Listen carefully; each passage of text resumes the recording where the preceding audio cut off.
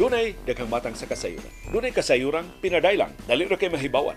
Dunay sa kasayuran gitaguan, gilumluman ang ayang kuykuyon sa katawhan.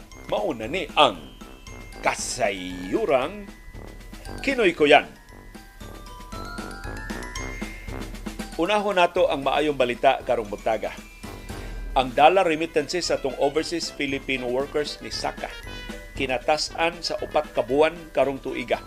Nagpasabot mas daghan ang napada nga kwarta sa mga overseas Filipino workers para sa mga panginahanglan sa mga sakop sa ilang pamilya. Nagpasabot mas daghan sa ilang mga bata ang nakapaeskwela.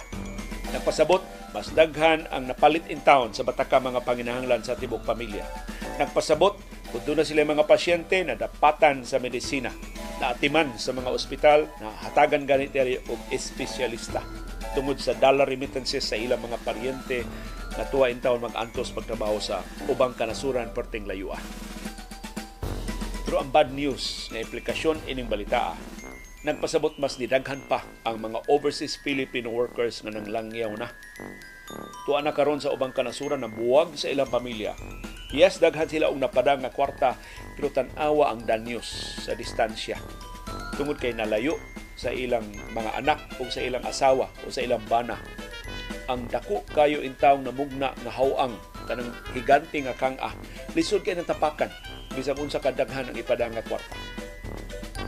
Ug mao na intaw dako kay pildi sa mga pamilya na dunay mga overseas Filipino workers na kinahanglan yung manglangyaw aron mabuhig sila.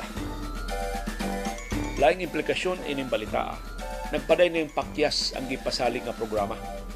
Sa gobyerno, pinagi sa nakalilain ng mga ahensya nga mo promote ta, mag-create ta o mga job opportunities dinis atua nga dunay igo nga mga suhulan o mga benepisyo nga makasapar na, makakumpit sa mga trabaho sa ubang kanasuran aron ay manglangyaw nga mga sakop sa atong pamilya.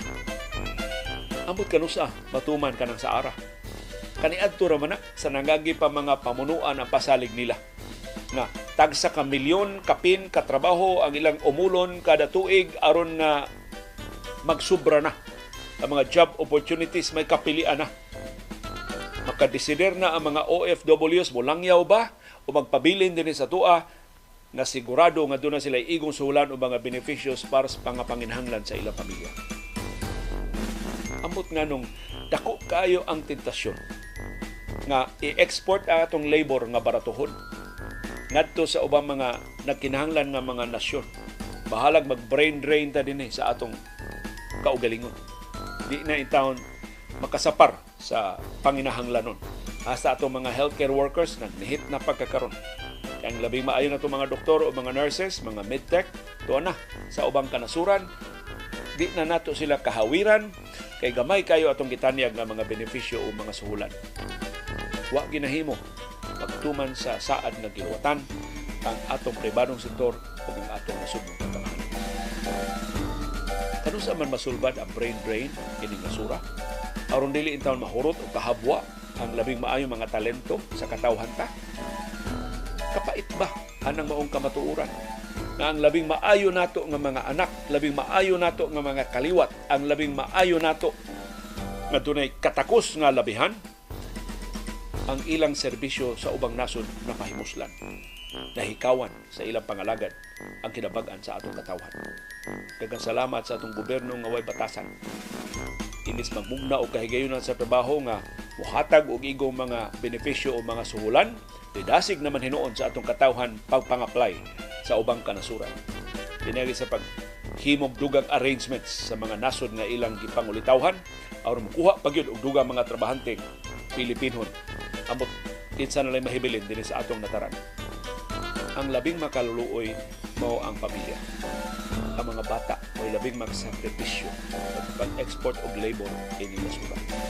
Di nila kita ang ilang mga mama o ang ilang mga papa sa labing halandumon ng mga yugto sa linghod ng mga kinabuhi nila.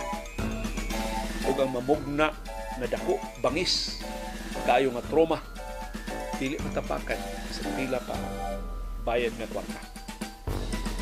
Kaya di na ikabalik ang mga higayon na nagkinahanglan sila sa pag-amuma, sa pagmatuto sa ilang mama o sa ilang papa. Posibleng masaag sila o tarong nga agianan. posibleng sayop nga mga mithi ang ilang makatunan. Lisod na kay ng balion. Labay na sa katuigan. Bugtong na itong mahimo ang pagmahay na lang. At sa mga panahon nga labi silang nagkinahanglan, wa diha ang ilang mga ginikanan kay napugos og langyaw sa ubang kanasuran para in town sa mas mayong ugma ng ilang giambisyonan. Hindi man gid mada. Kung ari lang sa lokal nga mga benepisyo o mga suhulan, bisan ang labing batakan nga mga panginahanglan. Bisan ang binuan nga abangan. Bisan ang binuan nga mga bayranan. Maglisod kung ang lokal nga panrabaho mo'y atong saligan.